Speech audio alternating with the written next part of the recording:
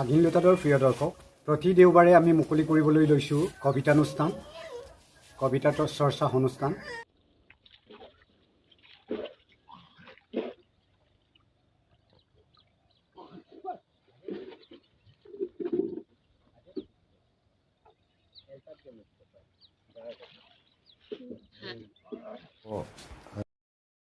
আঘিন লুটাদৰ প্ৰিয় দৰ্শক, প্ৰতি দেওবাৰে আমি মুকলি কৰিবলৈ লৈছোঁ কবিতানুষ্ঠান, কবি চৰ্চা অনুষ্ঠান। এই কবিতা চৰ্চা অনুষ্ঠানত আমি বিশিষ্ট কবিসকলৰ প্ৰতি দেওবাৰে এটি হেটিকৈ আমি কবিতা আগবঢ়াবলৈ চেষ্টা কৰিম। আৰু বহুকেইগৰাকী শুভাকাংক্ষীয়ে বিশিষ্ট কবিসকলে মোৰ আঘিন লুটা চেনেলৰ যোগেদি কবিতা চৰ্চাৰ এটি অনুষ্ঠান আগবঢ়াবৰ কাৰণে এখেতসকলে মোক বহু দিনৰ পৰাই পৰামৰ্শ দি আহিছে। এখেতসকলে আশা কৰি আহিছে যে মোৰ চেনেলত প্ৰতি দেওবাৰে বিশিষ্ট কবিসকলৰ এটি হেটিকৈ এটা কবিতা প্ৰতি দেওবাৰে পাঠ কৰি ৰাইজৰ আগত আগবঢ়াবৰ কাৰণে। এয়েহে মোৰ কবিতাত অন্বিষ্ট হৈ থকা মোৰ হৃদয়ৰ নীলা নীলা কবিতা নামৰ কাব্যকণ্ঠখনৰ এটি কবিতা, মোৰ হৃদয়ৰ নীলা নীলা কবিতা। এই কবিতাটিৰ পৰা মই আজি প্ৰথম দিনাৰ কবিতা অনুষ্ঠান হিচাপে মই মোৰ স্বৰচিত কবিতাটি আগবঢ়াব বিচাৰিছোঁ। আৰু অধতি অসমবাসী তথা মোৰ শুভাকাংক্ষী বিশিষ্ট কবি আইতিসকললৈ মোৰ তৰফৰ পৰা আন্তৰিক কৃতজ্ঞতা জ্ঞাপন কৰিছোঁ। আৰু এখেতসকলৰ যি পৰামৰ্শ, এই পৰামৰ্শ আগত লৈ মই প্ৰতি দেওবাৰে আগবাঢ়ি যাব বিচাৰিছোঁ কাব্য অনুষ্ঠান।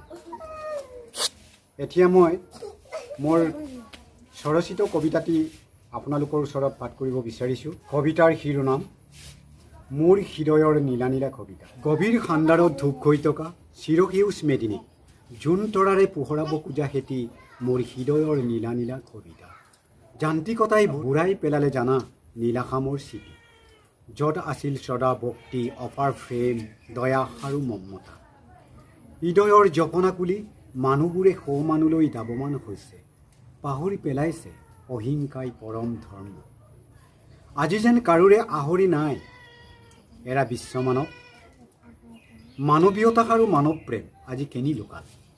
সকলোৱে সকণমান শুৱতি চোৱাটো নিতান্তই প্ৰয়োজন। ভূপেন্দ্ৰৰ সেই যে কালজয়ী গীতটিলৈ, মানুহে মানুহৰ বাবে যদিয়ে সকলো নেবাবে, অকণি অহানুভূতিৰে ভাবিব কোনেনো কোৱা সমনীয়া। পৃথিৱীখন তাকে মানে মানুহ তাকিব জীয়াই, মানুহে মানুহৰ খেদানি মৰম বিচাৰিব, দুবাহু মেলিব বিশাল দৰালৈ চাই, কিজানিবা কুটুমৰ অহাৰি পায়। কিন্তু কিয় জীৱশ্ৰেষ্ঠ মানুহবোৰে সমানুলৈ ৰূপান্তৰ হৈছে। এই যে সেউজীয়া পৃথিৱীখন আমাৰ মানুহৰ বাবেইতো সৃষ্টি, আকৌ আমাৰ যত্ন পৃথিৱীখন সজাই তোলা। এম বৰুৱাই ক'বৰ দৰে আকাশ আছে বাবেইতো পৃথিৱীখন সিমান ধুনীয়া। কবি মানুহবোৰ অমানুহ নহয় সৌ পিতাই, দিক বিদিক চোৱাৰ কবিৰো আছে এখন হৃদয়।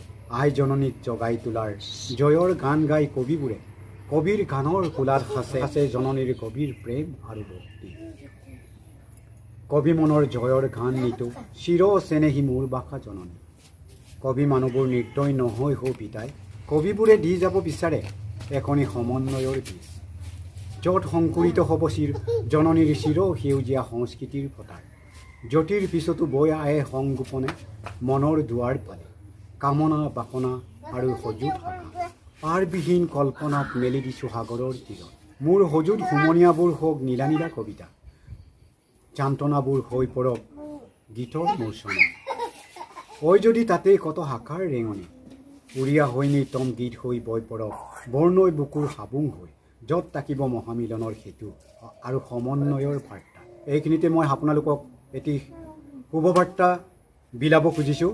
মোৰ সেই কবিতাৰ যেতিয়া ফেচবুক যোগে আপলোড দিছিলোঁ, তেতিয়া বহুকেইগৰাকী শুভাকাংক্ষীয়ে আৰু কবিতাটোৰ প্ৰকাশ কৰাৰ সময়লৈকে এখেতসকলে মোৰলৈ মতামত লিখি আগবঢ়াইছিল। এইসকল ব্যক্তি স্বনামধন্য ব্যক্তিসকলৰ ভিতৰত কেশৱ পাইক, নিবেদিতা হাজৰিকা, জান্তি সন্দিকৈ, অলি বৰুৱা, জয়শ্ৰী চক্ৰৱৰ্তী, বৰ্ণালী হাজৰিকা, লকী পিলবাৰী। লগতে মোৰ এই কবিতাটিৰ শুভেচ্ছা সুলভ দোহাকাৰ আইতিক পেঞ্চনাৰ কবি সাহিত্যিক